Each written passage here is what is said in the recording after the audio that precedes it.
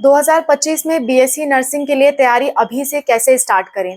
क्योंकि बच्चों अगर अभी से आप तैयारी नहीं करोगे तो आप आगे चल कर के फंस जाओगे। और इस साल जैसे बच्चों का हाल हुआ है, अचानक से कट ऑफ बहुत ज़्यादा गई है और बहुत सारे बच्चे पिछड़ गए हैं, वैसा ही हाल आपका होगा। अच्छे अच्छे मार्क्स लाने वाले सोच रहे हैं कि उन्हें बीएससी नर्सिंग भी मिल पाएगा या नहीं मिल पाएगा। तो अगर आप बीएससी नर्सिंग करना चाहते हो तो अभी से कुछ एग्ज़ाम्स आप टारगेट करो। ईज़ी से ईज़ी एग्ज़ाम्स भी बताऊँगी जो जिनका मतलब लेवल बहुत कम होता है और उनमें सिलेक्शन के चांसेस ज़्यादा होते हैं। कम से कम उसके लिए तो आप प्रिपेयर कर लो। कैसे प्रिपरेशन करनी है आज की वीडियो में यही हम डिस्कस करेंगे। अभी से प्रिपरेशन के लिए जुट जाना बच्चों, वरना आगे चल के आपको समस्या का सामना करना पड़ेगा। चलो स्टार्ट करते हैं आज का वीडियो और जानते हैं प्रिपरेशन कैसे करेंगे। Hello everyone, welcome to Spark Up classes. This is Suman Yadav. BSc nursing, BSc nursing एक बहुत ही पॉपुलर कोर्स है जो सभी लोग करना चाहते हैं। बीएससी नर्सिंग लड़के भी कर सकते हैं और लड़कियां भी कर सकती हैं। ऐसा नहीं है कि सिर्फ लड़कियों के लिए है ये। हाँ, कुछ ऐसी संस्थाएं हैं जहाँ पे सिर्फ लड़कियां ही जा सकती हैं, जैसे कि एमएनएस, जैसे कि एम्स, लेकिन बाकी जगह लड़के भी कर सकते हैं। तो आप लोग निराश मत हो, चाहे आप लड़का हो या लड़की हो, आप बीएससी नर्सिंग कोई भी कर सकता है। ठीक है। बीएचयू जैसी संस्था है जहाँ से आप लड़का हो या लड़की हो, कहीं कोई भी हो कर सकते हो। केजीएमयू से कर सकते हो। अच्छी अच्छी संस्थाएं हैं जहाँ से आप लड़के हो या लड़की हो दोनों लोग कर सकते हो बीएससी नर्सिंग। कैसे प्रिपरेशन करना है बताती हूँ। देखो, ज़्यादातर एग्जाम्स में ऐसा कोई एग्जाम नहीं है जिसके 12th में फिजिक्स केमिस्ट्री बायोलॉजी ना पूछा जाए बीएससी नर्सिंग में। तो सबसे पहले आपको अपने 12th का फिजिक्स केमिस्ट्री बायोलॉजी तैयार करना है, क्योंकि ये हर एक एग्जाम में पूछा जाएगा। मैंने इस वीडियो में बता दिया है कि बीएससी नर्सिंग के कौन कौन से एग्जाम्स होते हैं। आप इस वीडियो को ज़रूर देखो। अगर आप बीएससी नर्सिंग करना चाहते हो तो इस वीडियो को ज़रूर देखो। आप ऑल इंडिया के एग्जाम्स टारगेट करो, प्लस साथ ही साथ अपने स्टेट के एग्जाम टारगेट करो। इसमें मैंने बहुत सारे एग्जाम्स बता रखे हैं। मैंने इसमें 3 एग्जाम ऑल इंडिया के बताए हैं, जैसे कि एम्स नर्सिंग, और आपका बताया है मैंने नीट का एग्ज़ाम जिसके लिए एमएनएस के लिए होता है, वो सिर्फ लड़कियां ही दे तो अच्छा है। दूसरा आपका मैंने बताया है सीयूईटी का एग्ज़ाम। ये 3 ऑल इंडिया के एग्ज़ाम्स हैं जो सारे बच्चों को देना चाहिए जो बीएससी नर्सिंग करना चाहते हैं। ठीक है। इसके अलावा अपने स्टेट का एग्ज़ाम भी देना चाहिए। अब जैसे कि आप यूपी स्टेट से हो तो आपको सी नेट, सीपी नेट, इसका एग्ज़ाम आप दे सकते हो। बाकी मैंने सारे स्टेट वाइज इस वीडियो में बता दिए हैं, वो आप देख सकते हो। हर स्टेट अपना रिलीज़ करता है। एक आध स्टेट को छोड़ के मैक्सिमम से मैक्सिमम स्टेट अपना खुद का फॉर्म रिलीज़ करते हैं, जो मैंने इस वीडियो में बताया। लिंक आपको लास्ट में दूंगी, वहाँ से आप देख लेना। फिलहाल प्रिपरेशन की बात करते हैं। तो मैंने जितने भी एग्ज़ाम बताए हैं, लगभग 10-12 एग्ज़ाम्स बताए हैं, उन सभी में फिजिक्स केमिस्ट्री बायोलॉजी 12th की तो आती ही आती है। तो सबसे पहले आपको फिजिक्स केमिस्ट्री बायोलॉजी 12th की तैयार करनी है। कैसे तैयार करोगे? अपनी एनसीईआरटी से। एनसीईआरटी से तैयार करो ताकि आपका बोर्ड एग्जाम भी अच्छा हो और आपका ये एग्जाम भी अच्छा हो जाए बीएससी नर्सिंग का। ठीक है। सबसे पहले आप बायो तैयार करो, बायो की एनसीईआरटी। एनसीईआरटी में आपके जो भी चैप्टर्स हैं उन सबको अच्छे से तैयार कर डालो और उनके क्वेश्चन सॉल्व करो। अब कहोगे मैम क्वेश्चन कैसे सॉल्व करें? तो बच्चों आपको कोई अलग से बुक खरीदने की ज़रूरत नहीं है। 10 बुक ले लेते हो फिर आप उससे प्रिपरेशन कर नहीं पाते, कोई भी नहीं पढ़ पाते। 1-2 बुक पढ़ो, पूरी पढ़ डालो। इससे ज़्यादा बेनिफिशियल कुछ नहीं है। मैं किसी बुक को प्रमोट नहीं करूँगी बच्चों, मुझे पैसे का कोई लालच नहीं है।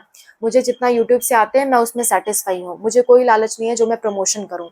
मेरे किसी वीडियो में आप प्रमोशन नहीं देखोगे, ना मेरे वीडियो में, ना अनूप सर के वीडियो में। हम लोग प्रमोशन करते ही नहीं हैं। हमें जितना मिल रहा है उसमें हम सेटिस्फाइड हैं। भले हमारे पास कम है लेकिन हम सेटिस्फाइड हैं। हम आपको सही गाइडेंस देना चाहते हैं। ठीक है। तो सही गाइडेंस यही है बच्चों की एनसीईआरटी अपनी फॉलो करो। एनसीईआरटी आपकी गवर्नमेंटेड बुक है, इसको कोई प्रमोट नहीं करता। इसकी ये प्रमोशन वीडियो नहीं है बच्चों। ऐसा मत सोचना मैं एनसीईआरटी की बुक को प्रमोट कर रही हूँ, कोई नहीं प्रमोट करता। एनसीईआरटी की बुक को प्रमोट करने के कोई पैसे हमें नहीं मिलते हैं। ठीक है। तो एनसीईआरटी की बुक आप पढ़ो। एनसीईआरटी का ही सिलेबस हर एग्जाम में पूछा जाता है। जो भी एग्जाम हो एनसीईआरटी सब लोग फॉलो करते हैं। एनटीए एनसीईआरटी को बहुत फॉलो करती है और एनटीए ही ज़्यादातर एग्जाम्स करवा रही है। तो एनसीईआरटी को आप फॉलो करो।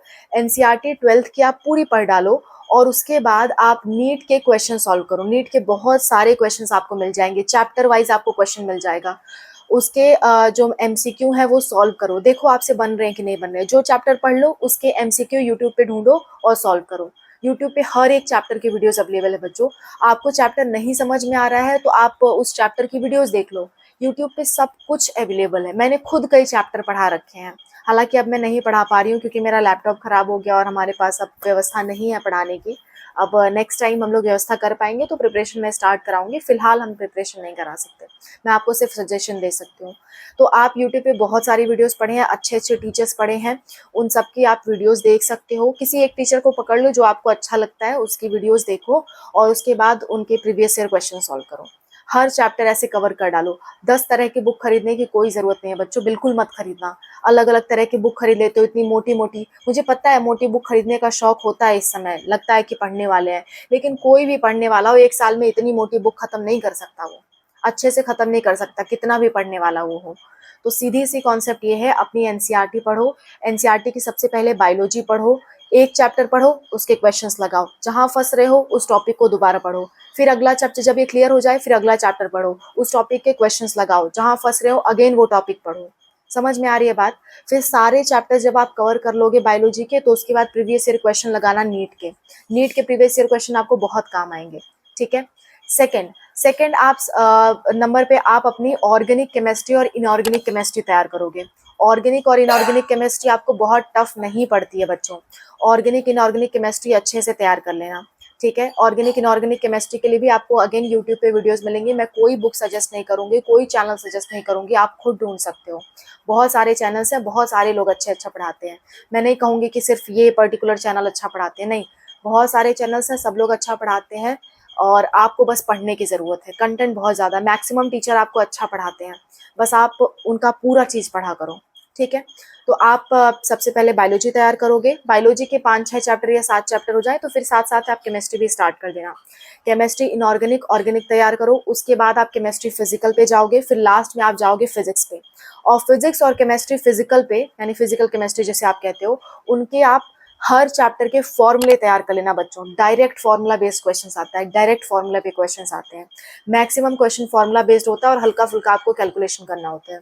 कोई घुमा के क्वेश्चन ज़्यादा नहीं दिए जाते हैं इसमें। सिर्फ फॉर्मूला बेस्ड क्वेश्चन होगा। आपको फॉर्मूला पता होना चाहिए कि कौन-सा फॉर्मूला कब कहाँ इस्तेमाल करना है, ये आपको पता होना चाहिए। और कौन-सा क्वेश्चन पे कौन-सा फॉर्मूला इस्तेमाल होना है, ये आपको मालूम होना चाहिए। इतना मालूम है और कैलकुलेशन हल्की-फुल्की आती है तो आपका काम सेट है, आप आराम से क्लियर कर लोगे। मैं नहीं कहती कि आप इतने में टॉप कर लोगे, लेकिन आपका एग्ज़ाम क्लियर हो जाएगा। गवर्नमेंट मेडिकल कॉलेज तो मिल ही जाएगा, मैं गारंटी देती हूँ इस चीज़ की। अगर आप इतना कर ले रहे हो, तो गवर्नमेंट मेडिकल कॉलेज मिलना तय है आपको, ठीक है? एनसीईआरटी उठाओ, एक चैप्टर पढ़ो, उसकी एक वन शॉट वीडियो देख लो, उसके प्रीवियस क्वेश्चन सॉल्व कर लो। फिर सेकंड चैप्टर उठाओ, उसकी वन शॉट वीडियो देख लो, फिर आप अ, उसका क्वेश्चन सॉल्व कर लो। हर एक पहले खुद पढ़ लो, वन शॉट वीडियो देख लो, फिर खुद पढ़ लो, फिर वन शॉट वीडियो देख लो, क्वेश्चन सॉल्व कर लो। यही एक तरीका है बच्चों, ये सबसे आसान तरीका है। इस तरीके से आप सारे चैप्टर कवर कर पाओगे। किसी एक चैप्टर को बहुत ज़्यादा वक्त मत देना। एक चैप्टर को मैक्सिमम मैक्सिमम 10 दिन देना आप लोग। बायोलॉजी के खास करके मैक्सिमम 10 दिन दो एक चैप्टर को और ये सारे चैप्टर्स कवर कर डालो। फिर लास्ट में आपके लिए रिवीजन के लिए आपके पास टाइम बचे। 10 दिन बहुत होते हैं बच्चों एक चैप्टर कवर करने के लिए। बायो का एक चैप्टर उठाओगे, आपको 2-3 दिन लगेंगे एनसीईआरटी पढ़ने में, मैक्सिमम 2-3 दिन। अगर आप बहुत स्लो भी पढ़ते हो, तो भी 2-3 दिन में आप एक चैप्टर खत्म कर दोगे। उसके बाद 1 दिन में वन शॉट वीडियो देख लो, 1 घंटे की वीडियो होती है। फिर 1 घंटे का आप प्रीवियस ईयर क्वेश्चन सॉल्व कर लो। फिर जहाँ फँस रहे हो, उस टॉपिक को दोबारा से पढ़ लो, बात खत्म। 4-5 दिन के अंदर आपका खत्म हो जाता है। फिर भी खींच के मान लेते हैं कि आप अभी सीरियस नहीं हो क्योंकि एग्ज़ाम सर पे नहीं है, तो आप हर दिन नहीं पढ़ रहे हो। तो इसलिए मैं मैक्सिमम 10 दिन मान के चल रही हूँ एक चैप्टर के लिए। एक चैप्टर को 10 दिन दो, ऐसे करते-करते आपका 160 दिन में आपके 16 चैप्टर तैयार हो जाएँगे क्लास 12 के, ठीक है? 160 दिन में आपके 16 चैप्टर तैयार हो जाएँगे, साथ-साथ में आप केमिस्ट्री के लिए भी सिमिलरली वक़्त दे सकते हो, ओके? केमिस्ट्री और फिज़िक्स के लिए आपका आराम से तैयार हो जाएगा इस स्ट्रैटेजी से आप चलोगे तो। अभी एग्ज़ाम के लिए काफ़ी दिन है, अभी लगभग 1 साल का आपके पास ठीक-ठीक 1 साल का मौका है। अपने उस मौके को गँवाना मत बच्चों, अच्छे से प्रिपेयर करना। आज के वीडियो में बस इतना ही। एक बार समराइज़ कर देती हूँ, सिर्फ़ एनसीईआरटी पढ़ो बच्चों, किसी के बहकावे में मत आओ, 50 तरह की बुक्स मत खरीदो, ठीक है? और हर चैप्टर पहले एनसीईआरटी से पढ़ो, फिर उसका वन शॉट वीडियो देखो। किसी एक चैप्टर के 20-22 वीडियोज़ देखने लगोगे तो आपका सारे चैप्टर्स कवर नहीं हो पाएँगे। एक चैप्टर पढ़ो, उसकी वन शॉट वीडियोज़ देखो, उसके क्वेश्चंस लगाओ, सीधा-सा काम, ठीक है? इतना हो जाए आपका, टाइम से पहले सारे चैप्टर्स कवर हो जाएँ, तो उसके बाद डिटेल में देख लेना आप, ठीक है?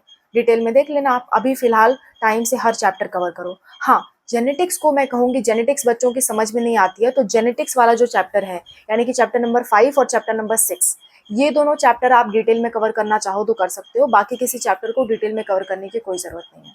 फिलहाल आप शॉर्ट में सारा कवर करो, लास्ट में टाइम बचे आपके पास तो डिटेल में कवर करना। वरना क्या होता है, एक चैप्टर डिटेल में कवर करने लगते हो तो पहला दूसरा चैप्टर तो आपका तैयार हो जाता है, उसके बाद वाले फिर आपके रच जाते हैं, अच्छे से बिल्कुल ख़त्म हो जाते हैं। ठीक है, तो लापरवाही मत करना, अच्छे से प्रिपेयर करना। ये वीडियो ज़रूर देखना जिससे आपको सारे एग्जाम्स की इन्फॉर्मेशन मिल जाए और टाइम पे आप अपना फॉर्म भर सको, डिसाइड कर सको कौन से एग्जाम के लिए आप प्रिपेयर कर रहे हो। फिर उस एग्जाम की डिटेल्स देख लेना कि कैसा पेपर आता है, क्या क्या उसमें पूछे जाते हैं। ठीक है, सबसे पहले 12th पीसीबी तैयार करोगे, इतना हो जाए तो 11th पीसीबी पे जाना, अदरवाइज जरूरत नहीं है। 12th पीसीबी अच्छे से तैयार कर लो, कोई ना कोई गवर्नमेंट कॉलेज तो मिल जाएगा। क्लियर है? ओके, सो इस वीडियो का लिंक आपको लास्ट में मिलेगा। This is all about the video. और कोई दिक्कत, कोई परेशानी होती है किसी भी एग्जाम से रिलेटेड, कोई भी एग्जाम के बारे में आप पूछना चाहते हो तो कमेंट्स में मेंशन कर सकते हो, मैं उस पर भी वीडियो बना दूंगी। Okay, thank you so much for watching, bye, take care.